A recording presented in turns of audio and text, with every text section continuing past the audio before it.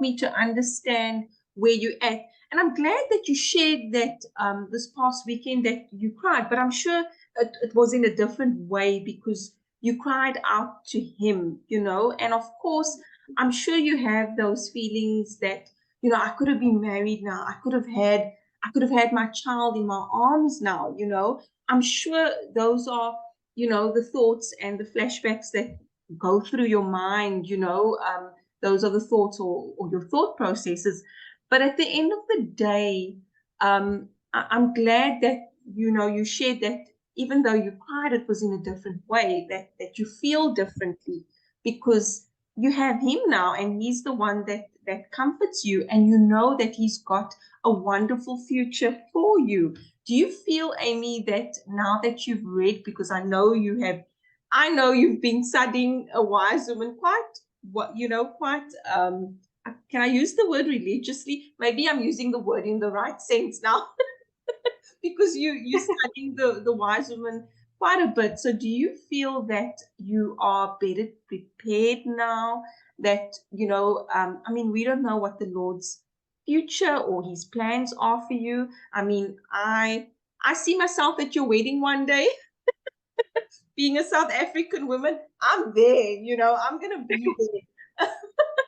So do you see that when he does that day, I mean, I don't know, like I said, I don't know what his plans are. But do you dream about, because we all do. I mean, I remember before I had gotten married, I dreamt about getting married one day. And, I mean, now it's so different. And I mean, there's a lot of what I've learned that I wish I learned then, praying for my future husband, praying for my future marriage.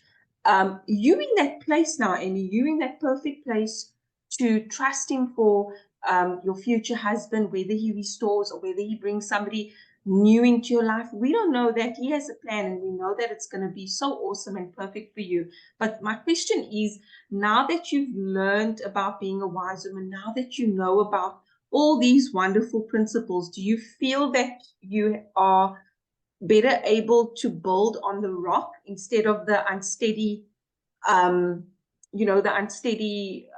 I say, soil, or that you would have built on if you had gotten married before? Can you share a little bit your thoughts about that? Because it is different.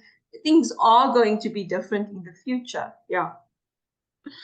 Definitely, I do think I'm much better prepared. Well, at least knowing the principles. I haven't really had to put many of the principles in practice yet with a husband. But in my family situation, that's where I've been able to put it in practice.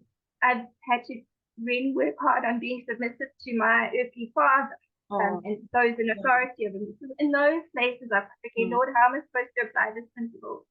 Because I'm not in that marriage setting, apart from being married to the Lord. If we look at it, yes, I have a husband.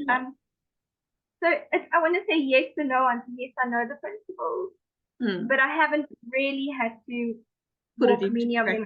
I haven't had many trials in that sense. But you do know that when he, whatever he does, you are prepared. You have your weapons. Yes.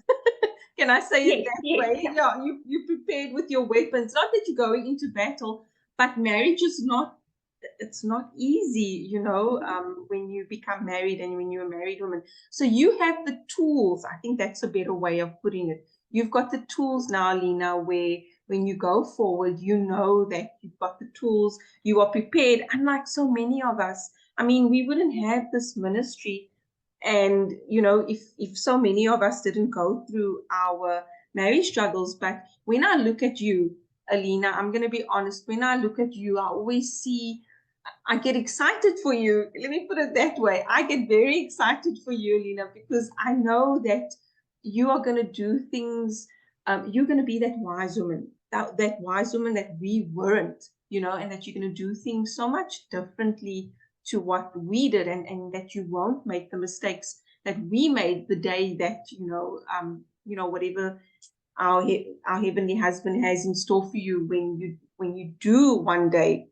Because like I said, we all dream about getting married. We're all that young girl that dreams about that, that man that he's going to bring into our lives. And you know, and, you know, when we do become moms and wives, we dream about that. But I know that you have, you can do things differently. So to end off, Amy, is there anything as a single wise woman, is there any encouragement that you would like to leave for any other single woman that could be listening to this? Perhaps they're in that place where you are right now. Maybe they've got a broken heart, a relationship that didn't work out, and they came here looking for something, perhaps to restore a relationship, or maybe they're just in a place where they want to learn, you know, and be a wise woman. So yeah, what would you like to share to encourage? Really encourage them. Like, we've got an opportunity now to become that radiant bride for the Lord. So I do try every day to go through some of the resources. I do struggle a little bit because my schedule's a bit up and down sometimes, just sit and journal, but just really like seek the Lord and like go through His Word. There's so many wonderful resources through the ministry, so we've got an opportunity to just take up and learn and walk through this journey and just really spend time on ourselves with the Lord. We've got this opportunity where, well, I'm not in a situation where I'm like, I've got a husband coming home, I need to rush home and cook for him or anything. It's like now me and the Lord. And so use this opportunity while we wait, use that waiting time to just get as much of the Word as you can. Go through the wise and go through the Finding the Abundant last year. So that's what I'm currently reading through. I know I have to journal through this. That's wonderful. So much more to this journey. Continue seeking Him, and He's going to do more. Like in my life, my father and daughter relationship seems my sister and my relationship seems. So there's so many other stronger foundations that He's building. And one of the things I want to, if you have time, go through Jeremiah chapter 30, verse 18. Okay. Where it speaks of the restoration of Jacob, and it's restoring a city and rebuilding the palace. It's not just one little building, it's so much more. Yeah, I just encourage you to seek God, to apply the principles, start putting them into practice, and just hold on to it and letting go of fear, because fear is not from God. Alina, and to forgive, that's your starting point. I think forgiving is your starting point. You've got to forgive, and then God can do the rest. Yeah, that's a big one. That's a biggie. So I love what you shared, and you said, you know, start off with forgiveness and then work your way through a wise woman and the principles. And remember, it's not just a foundation for restoration, but it's also a foundation to rebuild your life, and also with family members and colleagues or whatever relationships you're rebuilding. And then you said you're moving on to finding the abundant life, which I just love. I'm so excited that you're doing that, because that's the part where you find Him as your heavenly husband. And at the end of the day, we can't, a lot of the time we go into relationships where there's healing that needs to be done. Like in your case, it was with your dad, because Alina, I know you've shared with me that your mom died when you were quite young. So that's a whole other podcast, but there was healing that needed to take place in your life.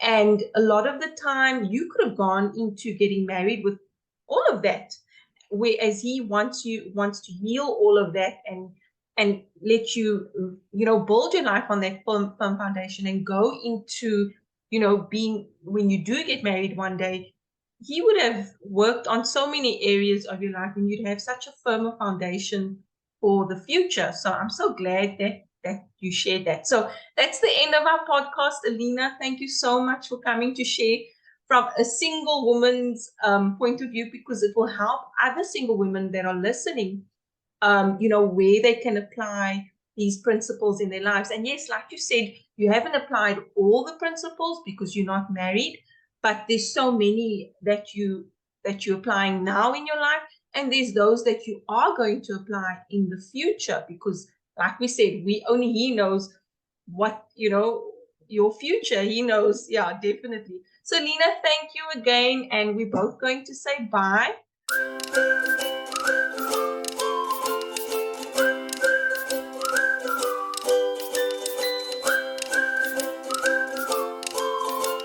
Hi there, ladies.